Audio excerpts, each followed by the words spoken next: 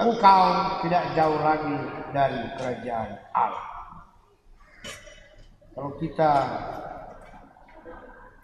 sebentar misalnya malam tiba-tiba ada malaikat datang, engkau tidak jauh lagi dari kerajaan Allah, kamu tolak karena berarti semua mati, semua dekat. Tapi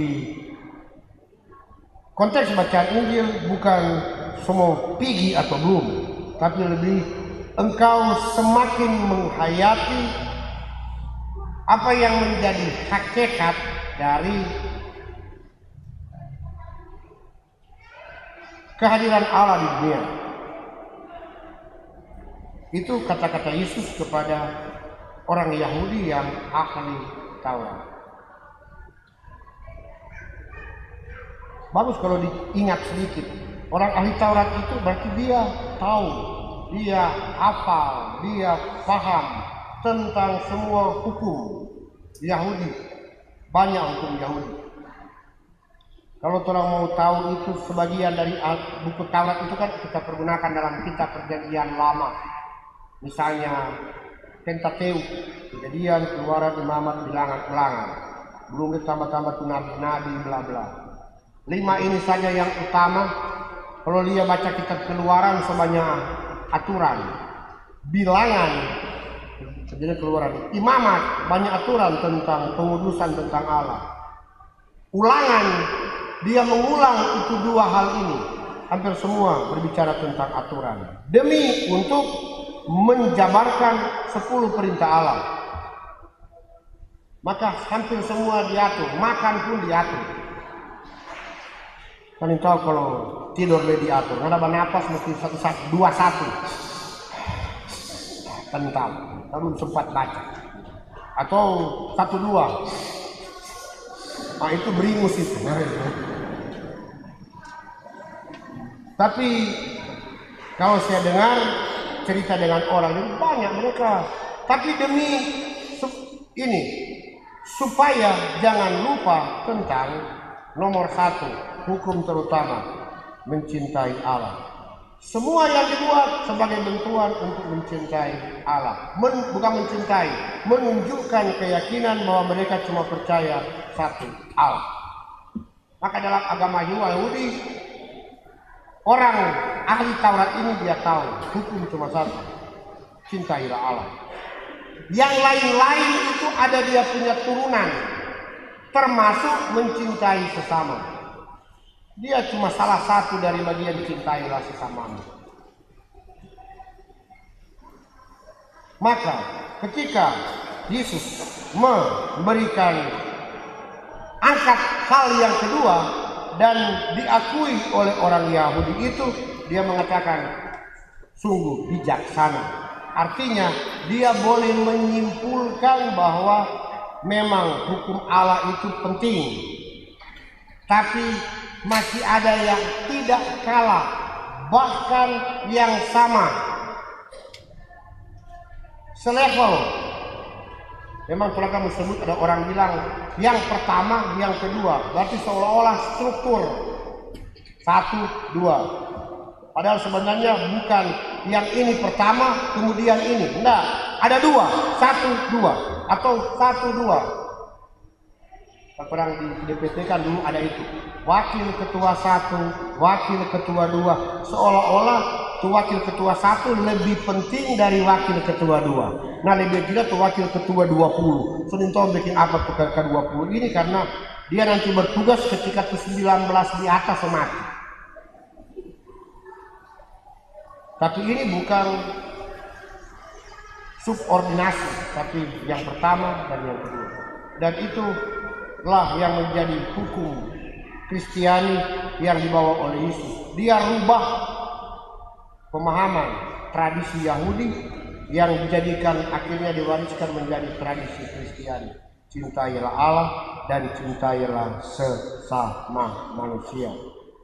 Yang dia punya maksud gampang. Jangan sampai menunjukkan cinta pada Allah dengan mengorbankan manusia. dalam gereja Kristiani Katolik sebenarnya, bukan sebenarnya, terutama, karena sebenarnya itu yang kita tahu, tidak akan pernah diizinkan atau dianggap dibenarkan baik secara moral atau apa saja menistakan sesama demi nama Allah. Itu kebohongan besar. Jangan pernah demi nama Allah dan membunuh orang lain. Itu kebohongan besar. Itu bukan moralitas Kristiani, karena harus sejalan. Jangan sampai mengutamakan manusia, lupa bahwa Allah ada. Itu juga kebohongan besar. Itulah humanisme, itulah kecenderungan ke menjadi ateisme. Kalau humanisme kan itu, yang penting kemanusiaan. Allah itu nomor 2. Ini tuh bahaya juga. Yang penting Allah, sesama itu nomor 2. Ini juga bahaya. Menjaga itulah yang paling sulit, paling setengah mati. Contohnya gampang.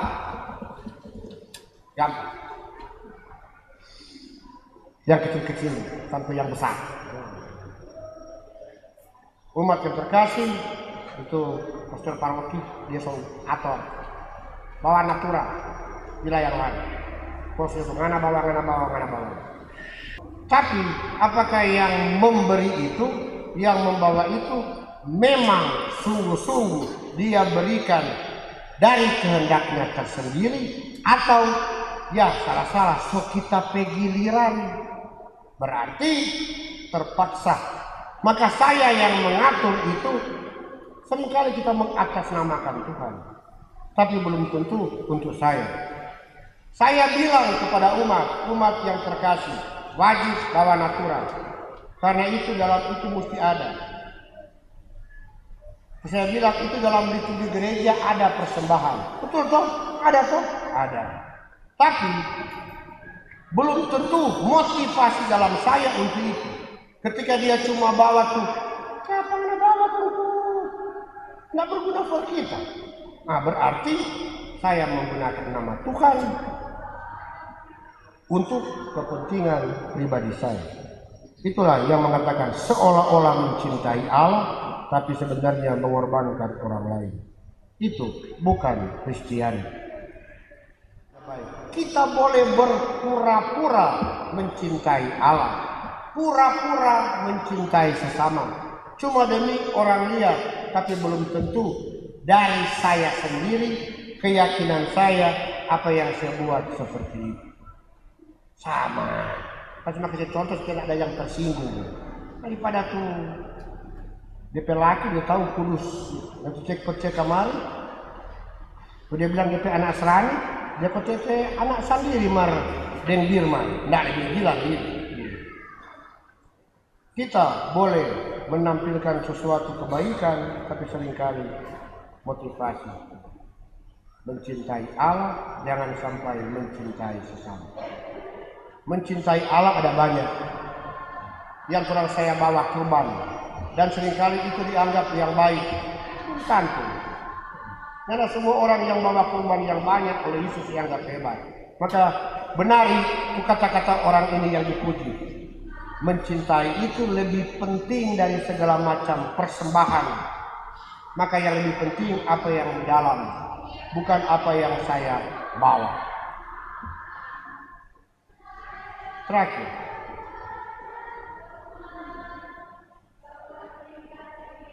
orang banyak kali mau membuat mencintai Tuhan. Bagus ini. Di Warta Parwaki kita kan seumumkan minggu yang lalu. Yang mengumumkan sebentar. Orang di belakang situ kan semua ciri. Saya bilang belum mau ciri sekali. Mungkin tunggu sampai lebar itu ciri jo semua barang serta gantung baru kurang dekin satu kali. Begitu tuh. Sama yang tuban oto dan tuh masih ada gigi, masih ada saya bilang nanti kasih licin satu kali jo, kalau dia bocor baru ganti. Hemat itu. Tergantung di belakang. Dia biaya itu besar. Mengapa? Karena di belakang kan tali tidur. tanah tinggi, orang di bawah ini rendah. Oh, tiap kali dia turun tuh tanah longsor, dia tutup, tuh air kan biomo dia nggak berpikir tuh air ke biomo, dia cuma lihat tetap dia ke bawah, dia ikut di bawah. Nggak ada kan tuh air yang naik ke atas, air maniso itu, air kan ikut di bawah. Maka dia makan tuh orang kebagian Pak Gregi, dia bagi. Ini longsor, dia bagi, dia tenang-tenang biomo. Maka orang pun kita dari pastor nih mau biomo sama dengan air. Dan kita yakin tuh umat di sini lah nyendak biomo sama dengan air. Ikut. Nah. Karena benar ini kan struktur. Belum semua berapa belas tahun orang mesti buat. Ini kan kalau orang bikin sendiri nggak berjadi. Nah. Maka dia daftar balik. Pertanyaannya siapa mau bikin? Ada orang bilang gampang pastor. Rata saja setiap keluarga begini. Benar. Dapat dengar adil. Mari tidak adil. Mengapa tidak adil? Kita boleh mengatakan memberi atas nama rumah Tuhan sebagai bentuk mencintai. Tapi ingat, jangan lupa memberi itu jangan sampai mengorbankan orang lain. Karena rata itu dapat dengar adil, mari tidak adil. Itu adil yang benar, yakni berikan kesempatan pada orang dan berikan dia kebebasan untuk memberi sesuai keputusannya. Itu baru moralitas. Semua lebih rusak, orang mesti buat. Dan itu harus selesai dalam 2 bulan. Itu yang saya bilang. Kalau kita cuma menentukan, tidak ada. Kalau terampil umat masing-masing pribadi, keluarga beda. Berikan ruang, itulah kebebasan. Siapa yang mau membantu, silahkan. Ingatkan orang, tapi jangan paksa orang. Karena menjadikan semua hal berkaitan dengan Tuhan untuk kepentingan pribadi itu bertentangan dengan hukum kasih. Sama dia yang seulang-ulang sebelumnya, yang masih muncul. Rosario, pantas ada keluarga yang semua Rosario 2 kali, 3 kali. Karena kalau ada giliran pada dia Rosario, dia mesti sedia envelope lagi. Sedia kursi, sedia minum, masih mau sedia envelope. Kasihan tuh doa Rosario. Apalagi kalau dia 5 kali. Memang mau nih salam Maria dia bilang gini. Salam Maria penuh mau nih, salam Maria penuh rahmat Tuhan sertamu. Dia dalam hati oleh dia mau. Ya, mengapa? Karena tuh liturgi menggunakan nama Allah seolah-olah mencintai Allah. Tapi tanpa disadari, seringkali apa yang kita sebuat dalam bentuk mencintai Allah tidak setara dengan mencintai sesama.